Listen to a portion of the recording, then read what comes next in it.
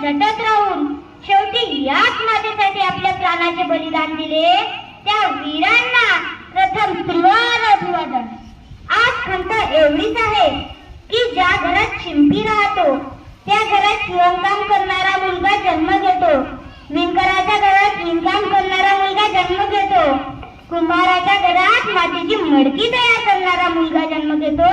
तसेच ज्या वीरांनी देशासाठी आपल्या प्राणाचे बलिदान दिले त्या देशाबद्दल निष्ठा असणारा मुलगा जन्म का घेत नाही. आज भारत माता की म्हणताना जय म्हणण्याची सुद्धा आपण इतरांकडून अपेक्षा करतो, तर ज्या वीरांनी देशाचा पूर्ण आयुष्यभर विचार केला त्यांची आपण स्वातंत्र्य दिनाच्या या पर्वानिमित्तच आठवण करतो. स्वातंत्र्य दिनानिमित्त एक सांगतो, जर आपण भारतीय आहोत तर प्रत्येक भारतीयाच्या मनात भारतीय असण्याच्या अभिमानाची लाट उसळलीच पाहिजे. कारण भारतीय असणं साधारण नाही, संपूर्ण देशाचा नाही, राज्याचा नाही, जिल्ह्याचा नाही, तालुक्याचा नाही, फक्त आपल्या गावातून सुरुवात करा.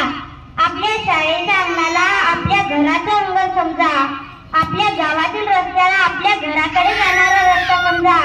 एका अडखळत चालणाऱ्या म्हाताऱ्याची काठी सहज व्हा.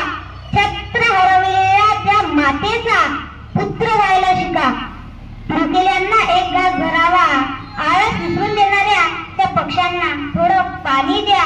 चला शेवटी जाता जाता एकच सांगतो, भारत हा आपला देश आहे अशी भावना न ठेवता भारत हा फक्त माझा देश आहे अशी भावना सर्व भारतीयाने उरात बाळगावी.